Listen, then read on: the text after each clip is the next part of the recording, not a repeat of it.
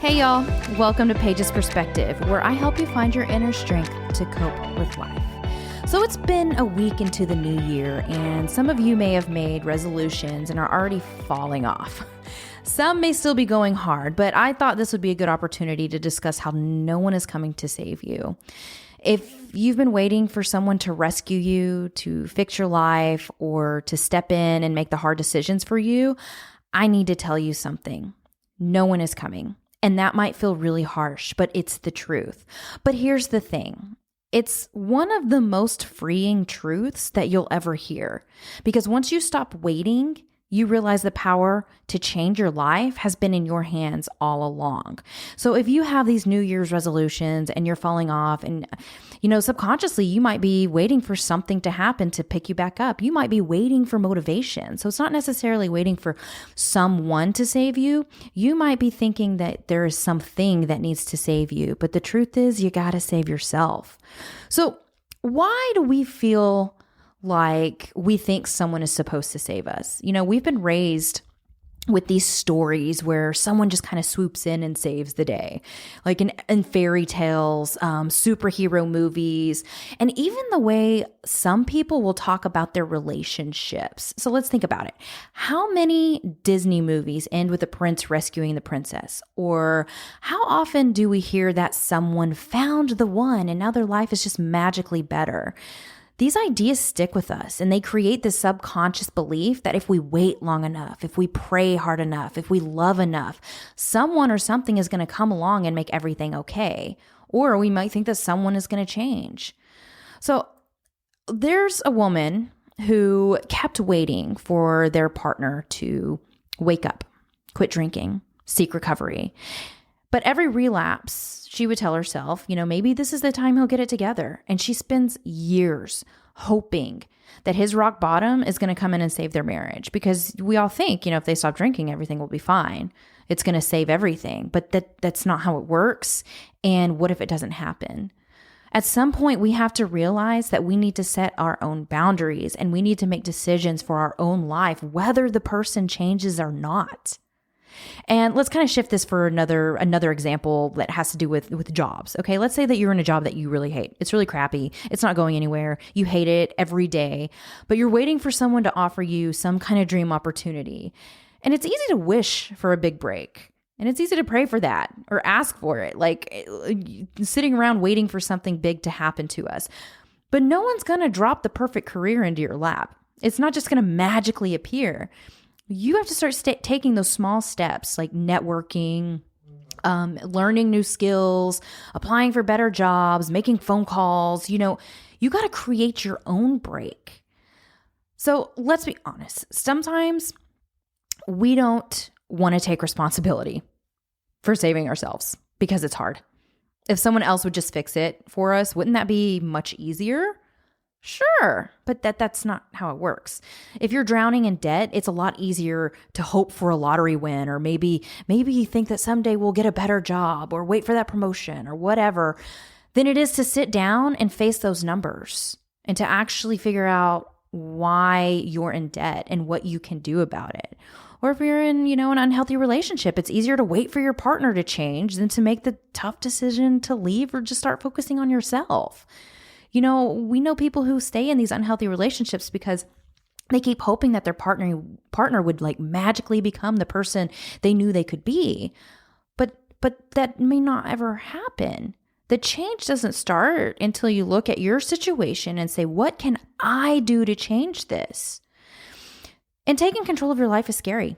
It means stepping into the unknown and letting go of the familiar, even if the familiar sucks. So again, some people might have the fear of being single or financially independent. That can be terrifying for some people. They kept thinking, what if I can't handle it on my own? But the thing is, independence isn't about having it all figured out. It's about taking those steps and those all those little baby steps, one step at a time, and realizing that you're actually stronger than you think. And that it's also okay to be single for a while. It's okay to be alone for a while. And you can figure it out, but you can't just sit around and wait and ask, somebody else you're waiting for somebody else to magically fix everything whenever we have these thoughts of what if I can't do it on my own? Well, honey, what if you can do it on your own? You'll never know unless you try. And then we have the illusion of the rock bottom. This is very similar to our conversation that we had this week on Wednesday. We've all heard it. They just need to hit a rock bottom. But here's the truth, guys. Rock bottom doesn't magically fix things. It's just a point in time. Change only happens when someone decides to take action. You can't wait around for someone else to make that decision. Our story is a real life example of how just because he made changes and got sober, our life wasn't perfect. I was not fixed. Things were not the best. I decided to make change for myself 4 years after he got sober because it all came out that I needed healing too. My rock bottom was being miserable for a few months and then deciding to make a change. I didn't sit around and just wait for it. I was like, okay, yeah, he's sober. Maybe things were supposed to be great, but they weren't. It came out later that I was a mess, but I had to pull myself out of my own hell. No one was going to save me. No one could drag me out of bed every day. No one could do the work within therapy but me. When I realized that no one could save me from my own shit, it was kind of empowering because I knew it was something that I had to do if things were going to change. Couldn't blame anyone for my issues anymore. My husband was sober, right? He was working on recovery. He was a pretty decent man. Life was good, except I didn't know how to handle it. So I chose to save myself and do the damn work. No one did that work for me. So we have a lot of people who kind of leave our community after their partners become sober. And I get it because they don't want to go back in time and see some things that might be somewhat triggering for them. But I just hope that you guys are still working on your healing and your growth and doing things for you, because just because your partner got sober and is working on things are not going to magically be better. There are still things that you're going to have to deal with and get through. There's like a magical period sometimes within the first year or so where it's like, it's hard, but it's also like, okay, I can deal with this because they're sober, but it's more complicated because things start to really come out.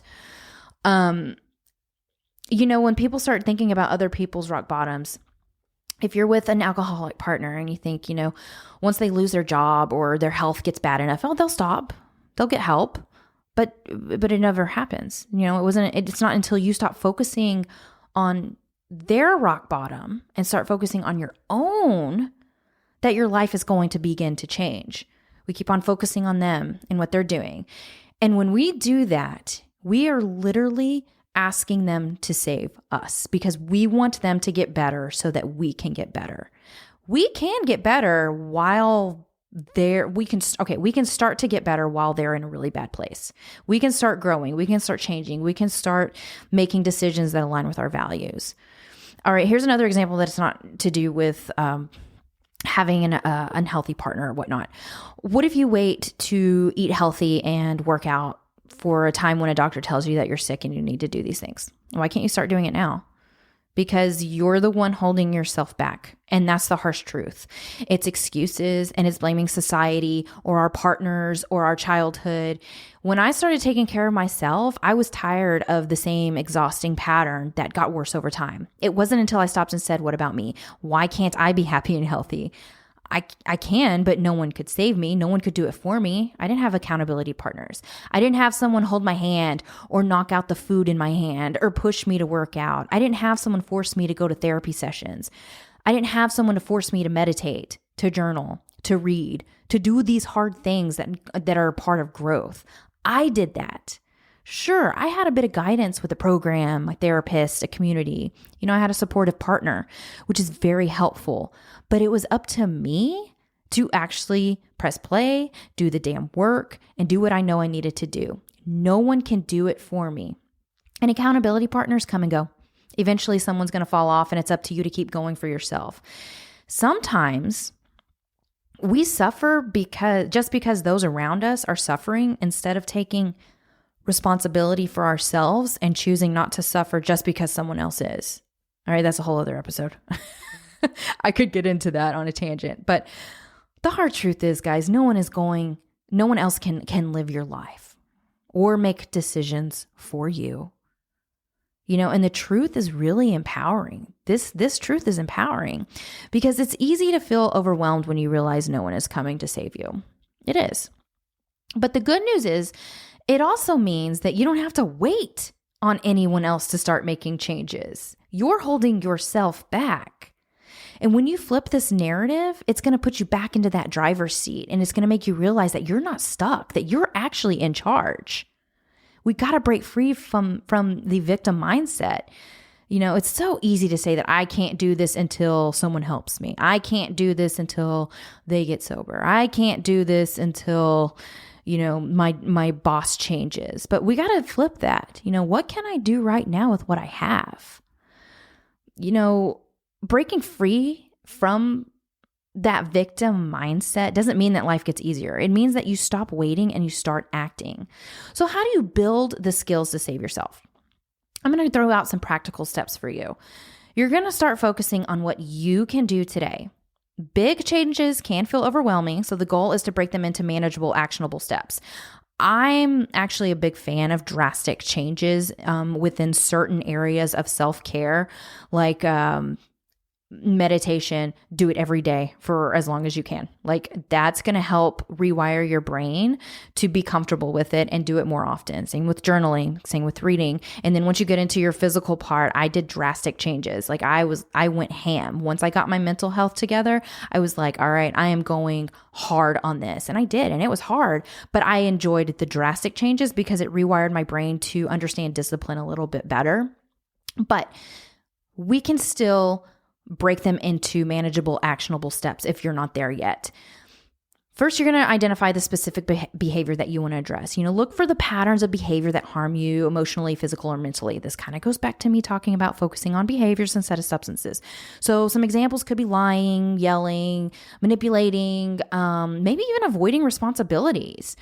You're going to set a boundary that aligns with your values that are going to protect you. Remember, boundaries are about you and your responses to their behavior. It's not about controlling them. Write these down. Write down your boundaries. Here's some examples tied to the specific behaviors that I was talking about. Lying. All right, if you lie to me, I'm going to stop this conversation immediately and step away. I'm not going to engage in discussions based on dishonesty. That's all you got to say. Yelling. If you yell at me during arguments, I'm going to leave the room. I'm not going to stay in an environment where I'm being disrespected. If you come home drunk, I'm not going to engage with you. I will go to another room to protect myself. If you come home high, I'm going to sleep in a separate space so I can maintain a safe environment for myself. If you continue avoiding financial responsibilities, I'm going to take separate control of our finances to protect myself. If you guilt trip me to get what you want, I'm going to stop engaging and take time to reflect before responding.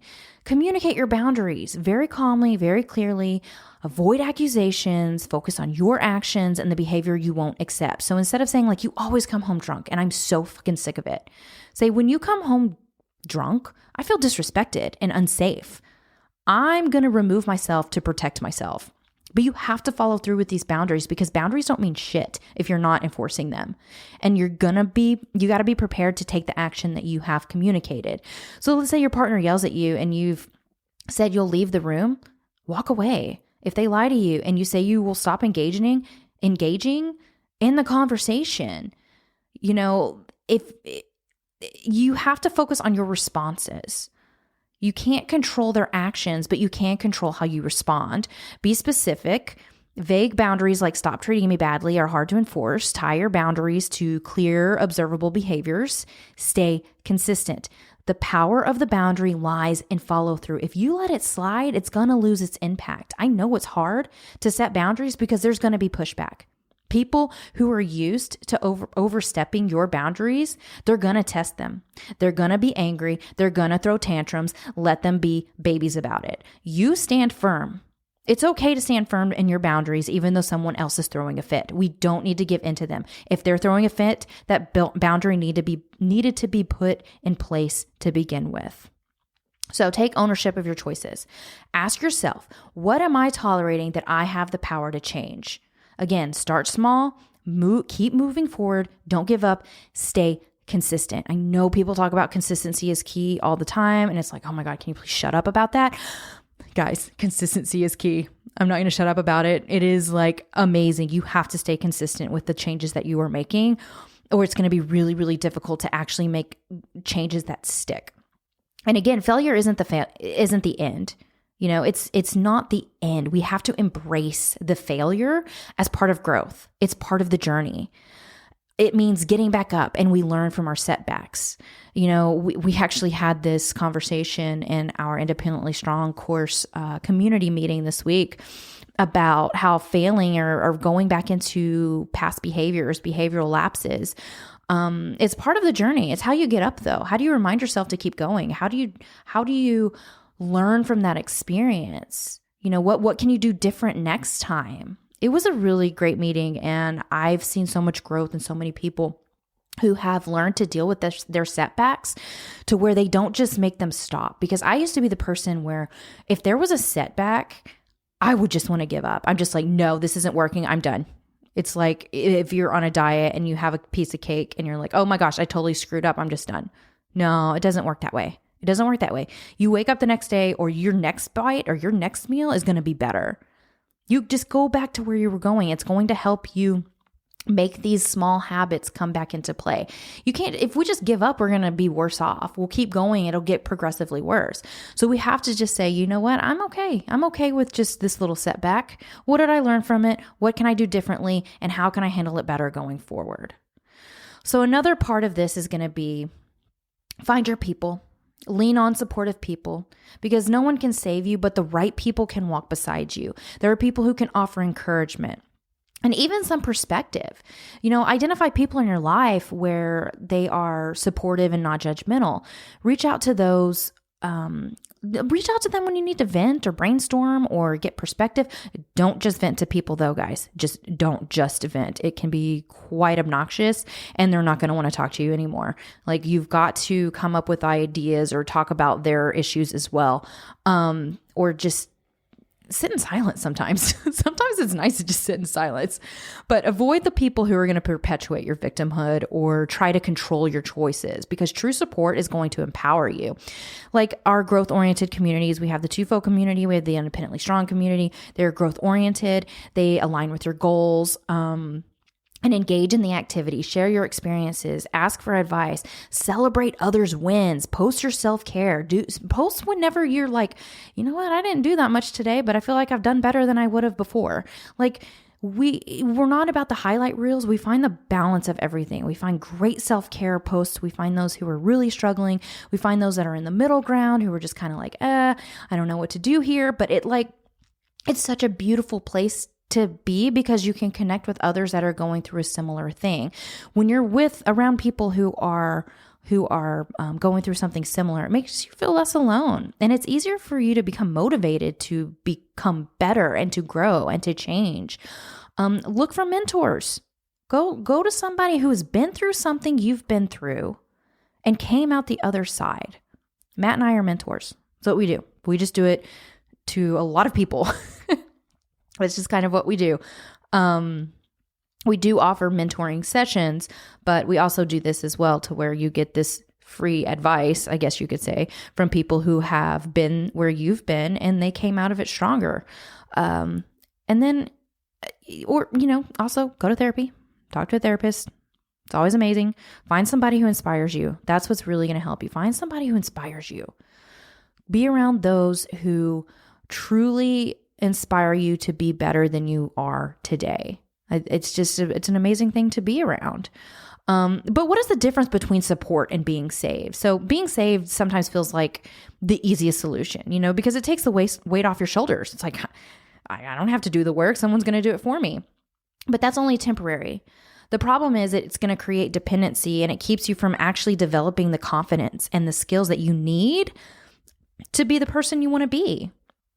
So if you're asking people what you should do all the time, instead of reflecting on your own needs and your own choices, you may wait for someone to tell you whether to leave or stay.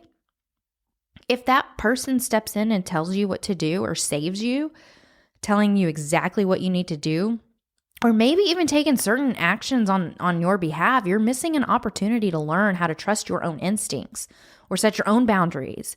And that cycle is going to repeat because you never build the tools to handle it yourself. That's why exposure therapy has been really big for me, because no one's going to save me through that stuff. I have to go through it myself. I have to deal with it. I have to build up the skills myself. No one can fix that for me except me. And waiting around for somebody to just like coddle me, it's not going to help. I have to save myself. Let's say that someone struggles with debt and they expect their partner or their parent maybe to rescue them by paying off the bills. While it seems like a solution, it doesn't address like the habits, the spending habits, or the avoidance of financial responsibility. Without learning how to budget or manage money, the same thing is going to happen again. You'll likely be in the same situation again.